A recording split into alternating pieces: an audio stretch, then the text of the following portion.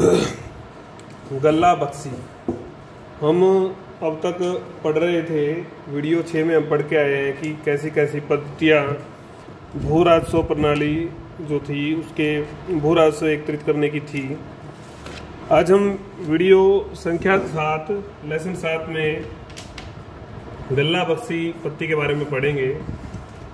ये सिंध, काबुल और आपका जो है कश्मीर और गुजरात के क्षेत्र में लागू थी।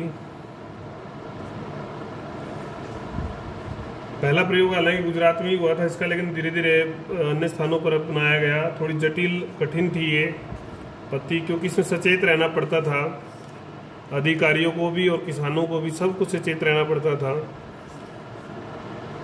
इसके अनुसार क्या होता था कि कृषक जो है फसल बोने के बाद, जोतने के बाद जो है सूचित करता सरकार को कि भी मैंने फसल बो दी है, और रोपित होने के बाद, फसल बोने के बाद जो है सरकार या जो भी अधिकारी थे वो अनुमान लगाते कि जो है इसके कटने का जो समय है वो क्या रहेगा, किस समय कटेगी। कृषक भी लगातार जो सूचनाएं जो भी संबंधित अधिकारियों को देता रहता, और इन सूचनाओं के आधार पर जब फसल कटने पर 3 हिस्सों में इसको विभाजित कर लिया जाता था। 3 हिस्से कर लिए, भूसा जो है किसान के पास रहता था, और 3 हिस्सों में से एक हिस्सा जो है सरकार ले लेती थी, क्योंकि ये बांटे जा रहे हैं। इसको बटाई प्रणाली भी जो है इसीलिए कहा गया। तो ये बात करी हमने गल्ला बख्शी की, और उसको जो है ना बटाई प्रणाली क्यों कहा, इस तरह की बात हमने पढ़ी। हालांकि ये जो है ना राज्य के लिए अधिक नुकसानदायक क्यों रही, इसके बारे में जो अधिकारी लोग थे, कर्मचारी जो लोग थे, वो जो है हिस्सा बीच में ही जो है खा जाते थे, रख लेते थे, और इसके कारण से जो है जमा और हासिल के बारे में हम पढ़ चुके हैं। जमा जो था वो अनुमानित आय का जो हिस्सा होता था, जब वो हासिल में जो कि एक्चुअल जो प्राप्त हुआ वो नहीं हो पाती थी, आमदनी जो है घट जाती थी, संतुलन बिगड़ जाता था। तो अकबर के समय में जो ये हासिल और जमा जो है 85 से 90% रहा आंकड़ा जो है हासिल जो है, लेकिन बाद में अगर हम बात करेंगे बाद में तो ये 20% रह गया। इतना डिफरेंस जब आ गया, इससे देखो कारण अगर हम देखें तो एक साक्ष्य मिलते हैं कि कृषक भी जो है रात को फसल की जो है चोरी करते थे, काट के ले जाते थे रात को।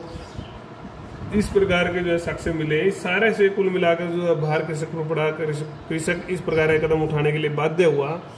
तो दोनों को ही जो है नुकसान इस पद्धति से हुआ। कनकूत या नस्क की बात करें हम, ये बंगाल और उड़ीसा के क्षेत्र में विशेष रूप से लागू थी। इसमें भी कटने से पहले जो है अनुमान लगाया जाता था, फसल कटने से पहले अनुमान लगाया जाता, और उसको जो है ना इससे निर्धारित कर लेती थी। सरकारी हिस्सा जो है निर्धारित हो जाता था कि इतने प्रतिशत हिस्सा जो है सरकार लेगी। हालांकि इस बारे में मतभेद है कि भी ये जो कॉन्ट्रैक्ट होता था, जो समझौता होता था, पूरे गांव के साथ होता था या कृषक के साथ होता था। इस संबंध में एक अर्थ अगर हम देखें, नस्क का अर्थ होता था सामूहिक क्षेत्र का उपज अनुमान, ये मीनिंग है नस्क का। और कनकूत की अगर हम बात करें तो कनकूत का अर्थ होता था प्रत्येक जो कृषक है कि फसल का जो अनुमान है के बाद समझौता जो होगा राजस्व का वो। तो ये इस शब्द से भी थोड़ा सा लगता है कि दोनों चीजों का इस समन्वय रहा हो। इसको थोड़ा और स्पष्ट करता है, जो व्याख्या करता है वो करता है आईने अकबरी। सरकार जो है प्रत्येक कृषक की उपज को अनुमानित करने का प्रयास करती होगी, प्रत्येक कृषक की। ये हो गया आपका नस्क। प्रत्येक कृषक का मतलब हो गया कनकूत। और फिर निष्कर्ष भी करती होगी। उसके बाद क्या होगा, यदि यह किसी भी कारण से संभव नहीं होगा तो पूरे क्षेत्र का अनुमान जो था वो गत वर्ष या वर्तमान जो फसल थी उसके आधार पर तय किया जाता था। तो इसमें सारे गांव का आ गया, तो इसको हमने कह दिया नस्क। तो ये दोनों का ही जो है इसमें मिलता जुलता स्वरूप जो है हम समझ पाए हैं। 1594 में जो है आय अगर हम बात करें राज्य की, कुल मिलाकर जो आय थी वो 13 करोड़ थी। अलग अलग सालों में ये बदलती रही, कम ज़्यादा होती रही। हालांकि औरंगजेब के काल में 25 से 28 करोड़ हो गई थी। वृद्धि तो हो गई, लेकिन जो वृद्धि हुई वो कर की दर बढ़ाने से हुई, न कि जोत भूमि बढ़ी हो ना तो जोत की भूमि बड़ी थी, ना ही कोई फसल उत्पादन बढ़ा था। तो ये केवल कर की जो दर है उसको बढ़ाई, इसके परिणाम जो है वो निराशाजनक निकले। कृषकों की जो स्थिति दयनीय होगी, गिरावट आई, समाज का आर्थिक संतुलन बिगड़ा, ये सब हुआ। ये दूसरी पत्ती के बारे में हमने अभी तक पढ़ा। अब हम बात करते हैं जो चौथा बिंदु था हमारे इस राजस्व प्रणाली का अध्ययन करने का, वो है गुण और दोष। किताब में थोड़ा अलग अलग दिया हुआ, लेकिन मैं आपको एक ही जगह गुण भी समझाऊंगा। पहले हम गुण समझेंगे, फिर हम दोष समझेंगे। ये जो निशान जैसे दिया हुआ है, ये दोष के लिए दिया हुआ है। 3 इस पॉइंट्स के जो सब पॉइंट है, एक राज्य सरकार के लिए, एक कृषक के लिए, एक समाज के लिए। इन पद्धतियों के क्या जो है प्रभाव समाज के ऊपर, सरकार कृषक के ऊपर और सरकार के ऊपर पड़े। देखो, हमने पढ़ा था कि कोष खाली हो गया था शुरू में, जब अकबर गद्दी पर बैठा, सूझबूझ से काम लिया गया। टोडरमल जैसे अधिकारी आए, उन्होंने कई प्रयोग किए, मजबूत जो है संपन्न जो अर्थव्यवस्था को आधार देकर जो है बनाया। तो ऐसा राज्य बन गया जिसके पास कुछ नहीं था, वो वैश्विक दृष्टि पर छा गया। ऐसा 40 यात्रियों ने भी लिखा है, 40 जो यूरोपीय यात्री थे उन्होंने लिखा है कि कोई भी देश इतना सक्षम नहीं हो सकता। इसके जो पीछे का जो राज था वो थी यहाँ की राजस्व, मुगलों की राजस्व प्रणाली। तो प्रशंसा की गई है। लेकिन अगर हम दोष की बात करें, प्रारंभिक तो ठीक है, लेकिन जो अकबर के बाद के जो उत्तराधिकारी थे या जो तंत्र था, उस सारे ने जो है गड़बड़ कर दी। गड़बड़ क्या कर दी? उन लोगों ने माया जाल रच दिया आंकड़ों का।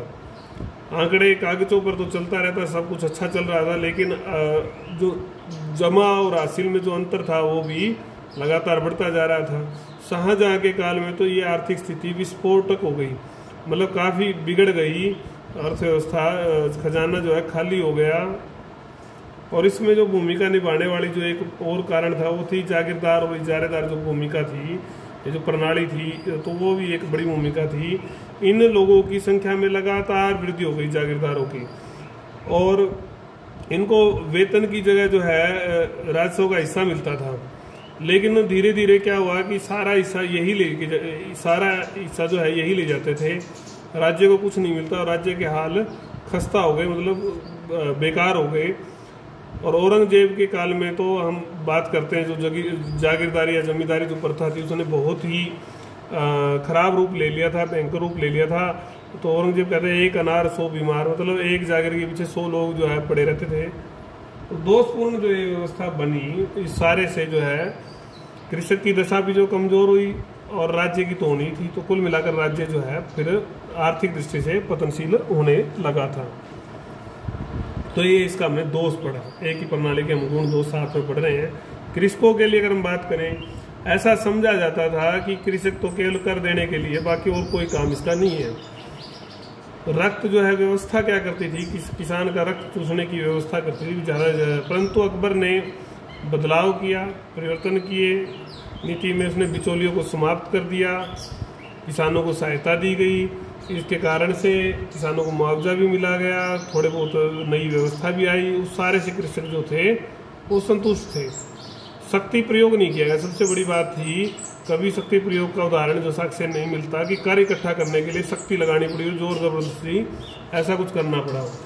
इस बारे में W.H. मोरलैंड जो इतिहासकार है वो लिखते भी हैं, अकबर के समय का कृषक जो है संतुष्ट था, उसकी स्थिति अच्छी थी। इसी तरह से A.L. श्रीवास्तव भी लिखते हैं कि अकबर के काल में के कृषक की आर्थिक स्थिति अंग्रेजी शासन के मुकाबले में अच्छी थी। ये अंग्रेजी शासन से तुलना करता है श्रीवास्तव, ये इतिहासकारों ने भी बताया है। लेकिन दूसरी तरफ अगर हम दोष की बात करें, तब भी इतिहासकार ही जो है इस पूरी नीति की जो है आलोचना भी करते हैं।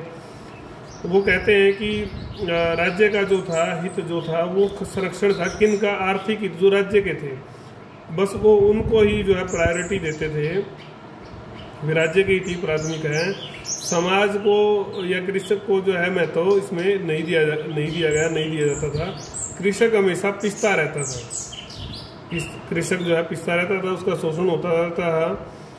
आपदा के दिनों में तो ये स्थिति और खतरनाक हो जाती थी। ऐसे साक्ष्य मिले हैं ऐसे इतिहास में कि अपने बच्चों को जो है वो लोग बेच देते थे, सब जन, जो उनके अपने जन थे, माता पिता या जो भी बच्चे, उनको खा तक जाते थे। इतना भयंकर जो है मानव त्रासदी वाला समय रहा होगा कि अपने लोगों को खाना पड़े या बेचना पड़े। तो कुल मिलाकर के परिणाम अगर हम निकालेंगे तो इस प्रकार के अगर परिणाम आए, इस प्रकार का अगर मूल्यांकन किया जाए तो हालात जो थे वो बहुत नाजुक थे। हालांकि आंकड़े जो है ये दिखाएंगे कि कर वृद्धि में तो जो है कर जो कुल डाटा था आय का वो तो वृद्धि हुई, इनकम तो बढ़ी थी, लेकिन वो इनकम कृषक तकनीक से या जो जोत थी कृषि की भूमि बढ़ने से या उत्पादन से, इन किसी कारण से न बढ़कर जो है दर में जो किसानों के ऊपर बोझ डाला गया। अभी 1/, जो दर 1/4 रही होगी इसको 1/2 तक ले आए थे, उसके कारण जो कृषक पर बोझ पड़ता गया और कृषक जो है कंगाली की स्थिति पर आ पहुंचा। उसके लिए 2 वक्त की अपनी रोजी रोटी का जो है जुगाड़ कर पाना भी इस समय में मुश्किल हो रहा था। ये इसका दोष हमने पड़ा। अब समाज की बात करें तो कृषक का और सरकार का जो तालमेल हुआ था, उस तालमेल से अर्थव्यवस्था को जबरदस्त मजबूती मिली। हम पहले ही पढ़ के आए हैं, अगर कहीं अर्थव्यवस्था ठीक होगी तो वहाँ पर सांस्कृतिक विकास भी होगा, समाज में जो सुधार भी आएंगे और प्रशासन और अर्थव्यवस्था उच्च कोटि की हो जाएगी, और उस सब से उद्योग, व्यापार, वाणिज्य की जो है उन्नति भी होगी। और इन सारी जिस जगह पर ये सब चीज़ें होंगी तो नगरीकरण, मतलब नगरों का जो विकास है वो भी स्वाभाविक रूप से होगा। कुल मिलाकर जो है सकारात्मक जो सुधार जो है उस सारे क्षेत्र में आने शुरू हो जाएंगे। समाज में हर प्रकार के सुधारों की एक श्रृंखला चलती है। लेकिन अगर हम दोष की बात करते हैं कि पहले तो ठीक था, ये सब मानते हैं अकबर के काल में ठीक था, लेकिन बाद में अच्छी नहीं रही। खासकर हम बात करें बाद के शासक, अगर हम बात करें किसी साम्राज्य का जो है किसान ही खुश नहीं होगा, अर्थव्यवस्था ही ठीक नहीं होगी, तो उसका समाज कैसे ठीक रह सकता है, समाज कैसे संतुष्ट रह सकता है। सब उलझ गए थे, अर्थव्यवस्था उलझ कर रह गई थी, पतन होना शुरू हो गया था, कृषकों पर भी जो है इसका बोझ पड़ा, तो समाज पर भी पड़ना था। सब पर जब पड़ रहा था तो समाज भी तो कृषकों से, सब लोगों से मिलकर ही बना है। तो स्थिति जो है कुल मिलाकर अगर हम बात करें सांस्कृतिक विकास की, जब सारी चीज़ें पिछड़ी हुई थी तो सांस्कृतिक विकास कहाँ होने वाला था। तो सांस्कृतिक विकास पिछड़ता गया, नगण्य विकास हुआ। औरंगजेब के काल में तो हमने पढ़ा ही कि संगीत, नृत्य सब कुछ जो है बुरी स्थिति में पहुंच गया था। अब हम मूल्यांकन की बात करें, निष्कर्ष की बात करते हैं इस सारे की। हम पढ़ के आए हैं कि कैसे टोडरमल को अकबर लेकर आए, उन्होंने उन्नति की। अकबर भी जो है धीरे धीरे जो है नई नई चीज़ें इसमें जोड़ते गए, ऐड करते गए। तो इस सब प्रयासों से जो है, और अकबर टोडरमल के प्रयासों से पैमाइश शुरू हुई, रिश्वत पर अंकुश लगाया गया और अनेकों जो है सुधार किए गए। सारे से क्या हुआ, कृषक संतुष्ट हुआ, स्थिति अच्छी हुई, साम्राज्य की अर्थव्यवस्था मजबूत हुई। लेकिन बाद में उत्तराधिकारी कमजोर आने से या अव्यवस्था फैलने से या कुछ पद्धतियां जो बनाई गई थी उनको जैसे सोचा गया था वैसी नहीं रही। तो इस तरह से बुरा